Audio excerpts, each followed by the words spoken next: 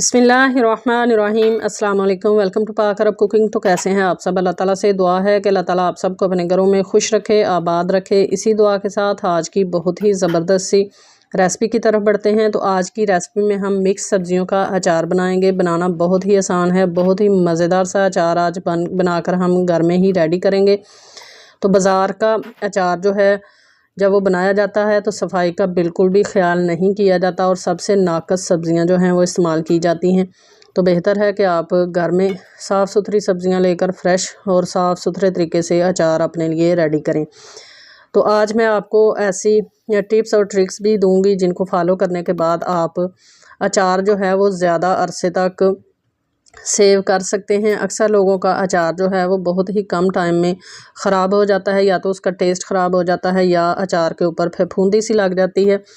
तो आज ऐसी टिप्स आपके साथ शेयर करूंगी जिससे आप अचार जो है वो लंबे अरसे तक सेव कर सकती हैं। तो चलिए बिस्मिल्लाह करते हैं और ये मज़ेदार सा अचार बनाना शुरू करते हैं।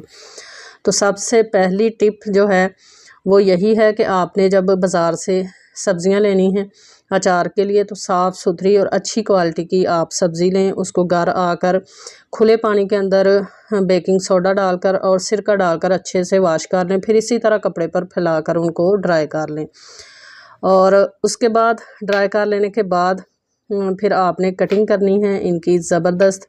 ये देखें, इसी शेप में आपने सब्ज़ियों की कटिंग करनी है। जब सब्ज़ियां जो हैं वो अच्छे तरीके से वॉश की जाएंगी और उसके बाद उनको ड्राई कर लिया जाएगा, पानी बिल्कुल उनका खुश्क होगा, तो अचार जो है उसकी एज जो है वो बढ़ जाएगी, आपका अचार जल्दी ख़राब नहीं होगा। तो इसी वजह से हमने सब्ज़ियां लाकर उनको अच्छे से पहले उनके छिलके उतारे हैं। छिलके उतार लेने के बाद उनको हमने बहुत ही अच्छे तरीके से खुले पानी के अंदर वॉश किया है। पानी के अंदर मैंने बेकिंग सोडा 2 चम्मच और साथ में सिरका जो है वो मिक्स करने के बाद सब्ज़ियों को वॉश किया है और फिर सब्ज़ियों को अच्छे से ड्राई कर लिया है। अब हम सब्ज़ियों को ड्राई होने के बाद कटिंग जो है वो इनकी करेंगे। कटिंग जो है वो आप अपनी मर्ज़ी से इनकी शेप जो है सब्ज़ियों को दे सकते हैं। इस तरह जैसे मैं काट रही हूँ इसी तरह आप इसी शेप में सब्ज़ियों को काट सकते हैं, या आप छोटे छोटे पीसीज में भी इनको काट सकते हैं। तो तमाम सब्ज़ियां आप देख सकते हैं कि किस तरह अच्छे से साफ़ सुथरी और बिल्कुल ड्राई सब्ज़ियां हैं। जो सब्ज़ियां आपको ज़्यादा पसंद हो अचार में वो सब्ज़ी लें और उनका अचार बनाएं। मैंने यहाँ पर ली हैं गाजरें और साथ में मूली, इसके अलावा मैंने ली हैं सब्ज़ मिर्चें और साथ में मैंने लिए हैं शलजम और साथ में मैंने लिए हैं लेमन। तो इसके अलावा अगर आपके पास कोई सब्ज़ियां हों जो आप ऐड करना चाहें, जैसे कि मैंने गोभी भी ऐड की है तो वो भी आप ऐड कर सकते हैं। और इसके अलावा अगर आप मैंगो ऐड करना चाहें तो वो भी ऐड कर सकते हैं। तो इसी तरीके से तमाम सब्ज़ियों को मैं काट लूँगी। लेमन को इसी तरीके से 4 हिस्सों में काट कर ऐड कर लेंगे। सारी सब्ज़ियां काट लेने के बाद जो टिप नंबर 3 टिप नंबर वो ये है कि जो आपने अचार के अंदर ऐड करने हैं ड्राई चीज़ें और मसाले यानी ऐड करने हैं साबुत वाले। उनको आप जब बाज़ार से लेकर आएँ तो उसके अंदर बहुत ज़्यादा बारीक एक तो रेत होती है, दूसरा मिट्टी लगी हुई होती है। तो पहले आपने सारे ड्राई मसालों को आपने छन्नी की मदद से छान लेना है ताकि रेत और मिट्टी जो है वो नीचे बैठ जाए। उसके बाद इनको मैंने दोबारा इनकी सफाई किस तरीके से की कि एक मैंने मलमल का साफ़ वाइट कलर का कपड़ा लिया, उसके ऊपर इसको तमाम चीज़ों को मैंने फैलाकर उसके साथ हल्का सा रगड़ कर मैंने इनकी सफाई की ताकि इसके अंदर जो मिट्टी और रेत वगैरह है वो अच्छे से साफ़ हो जाए। उसके बाद इन तमाम चीज़ों को मसालों को मैंने कढ़ाई के अंदर ऐड कर लिया है और इनको हम ड्राई रोस्ट कर लेंगे ताकि इनकी खुशबू और इनका टेस्ट जो है वो अच्छे से डेवलप हो जाए और ये अच्छे से हम इनको जो है वो दरदरा सा पीस लें।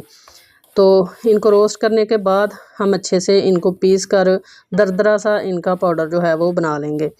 और इसके बाद टिप नंबर 4 जो है वो ये है कि आपने जिस कुकिंग ऑयल के अंदर इसको बनाना है, सॉरी कुकिंग ऑयल कह रही हूँ, जिस भी ऑयल के अंदर आपने अचार जो है वो बनाना है वो बहुत ही अच्छी क्वालिटी का हो। मैं यहाँ पर जैतून ऑयल इस्तेमाल कर रही हूँ। आप अगर सरसों के ऑयल में बनाना चाहें तो भी आपकी मर्ज़ी है, आप जैतून के ऑयल में बनाना चाहें तो भी आपकी मर्ज़ी है।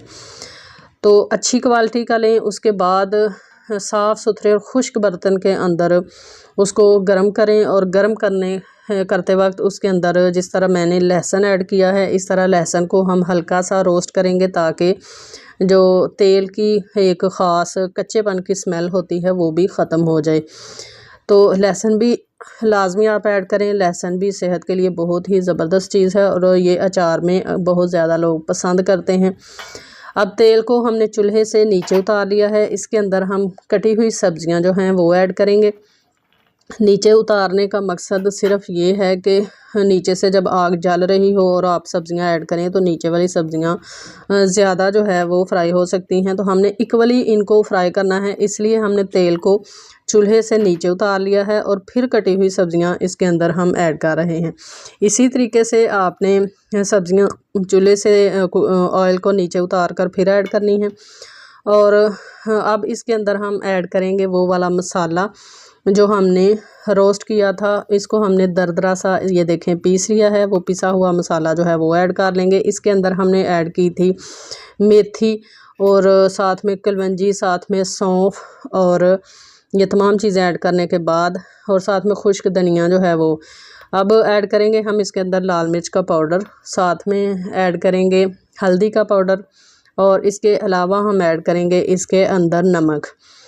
तमाम मसाला जात ऐड कर लेने के बाद हम बहुत ही अच्छे तरीके से अचार को मिक्स करेंगे ताकि मसाला जो है वो सारे अचार के ऊपर लग जाए। तमाम सब्जियों के ऊपर जो है वो हमारा मसाला जो है वो एक जैसा लग जाए। मिक्स कर लेने के बाद कढ़ाई को हम दोबारा रखेंगे चूल्हे के ऊपर। फिर इनको हम हल्का सा फ्राई करेंगे, रोस्ट कर लेंगे ताकि अचार जो है हमारा वो थोड़ा सा सब्ज़ियां जो हैं हमारी नरम हो जाएं। तो अच्छे से मिक्स कर लें और फिर चूल्हे की तरफ ले जाएं। आपने मेरी बताई हुई ट्रिक्स पर लाजमी अमल करना है ताकि आपका अचार जल्दी ख़राब ना हो। अब हम ले आए हैं चूल्हे के ऊपर। तो फ्लेम नीचे से बिल्कुल मीडियम टू लो रखी हुई है। बहुत ज़्यादा तेज़ फ्लेम पे आपने सब्ज़ियों को रोस्ट नहीं करना। तो लो फ्लेम पे हम इनको इस तरह चम्मच की मदद से हिलाते हुए रोस्ट करेंगे ताकि सारी सब्ज़ियां जो हैं वो इक्वली रोस्ट हों। और जब रोस्ट करेंगे तो ये सब्ज़ियां जो हैं वो आप चेक कर सकते हैं इस तरह खा कर कि थोड़ी सॉफ्ट हो गई हैं या आपको कितनी क्रंची जो है वो चाहिए। अगर ज़्यादा क्रंची आप अचार पसंद करते हैं तो आप सिर्फ़ 5 से 6 मिनट तक रोस्ट करें, और अगर आप थोड़ी नरम पसंद करते हैं तो आप 10 से 12 मिनट तक सब्ज़ियों को इसी तरह ऑयल के अंदर रोस्ट कर लें। तो हमने देखें सब्ज़ियां जो हैं वो अच्छे से रोस्ट कर ली हैं। मैंने तकरीबन 8 मिनट इनको रोस्ट किया है। अब इसी तरह गरम गरम हम एक जार के अंदर ऐड कर लेंगे। अब मेरी 5वीं टिप ये है कि जिस जार के अंदर आपने अचार को सेव करना है वो जब आप बाज़ार से लेकर आएँ उसको गर्म पानी के अंदर आपने लाजमी उसको वॉश करना है गर्म पानी के साथ, और उसके बाद आपने इसको अच्छे से ड्राई कर लेना है। ड्राई कर लेने के बाद भी आपने इसको टिश्यू पेपर या मलमल के कपड़े से अच्छे से अंदर से साफ़ करने के बाद इसके अंदर अचार ऐड करना है। इससे ये छोटी छोटी टिप्स पर अमल करने से आपकी जो आपके अचार की लाइफ है वो बढ़ जाती है। आपका अचार ख़राब नहीं होता, उसका कलर तक ख़राब नहीं होगा, ये गारंटी मैं आपको देती हूँ क्योंकि मैंने ये अचार बनाया है और मैं इसको लंबे अरसे तक इस्तेमाल करूँगी इंशाल्लाह। ना तो इसका कलर चेंज होगा और ना ही इसका टेस्ट इंशाल्लाह चेंज होगा। इसके अलावा अगर आप थोड़ा सा ज़्यादा खट्टा अचार पसंद करते हैं तो आप इसके अंदर सिरका भी ऐड कर सकते हैं। मैंने चूँकि लेमन जो हैं वो ज़्यादा ऐड किए हैं और सब्जियों के साथ ही उनको रोस्ट किया है तो मेरा अचार ऑलरेडी खट्टा हो चुका है जितना मुझे चाहिए। तो अगर आपको ज़्यादा खट्टा पसंद है तो आप इसके अंदर सिरका भी ऐड कर सकते हैं। तो ये देखें माशाल्लाह मैंने ढेर सारा अचार जो है वो बनाकर एक शीशे के जार के अंदर ऐड कर लिया है और बाकी जो बचा है वो मैंने प्लास्टिक के डिब्बे के अंदर ऐड कर लिया है।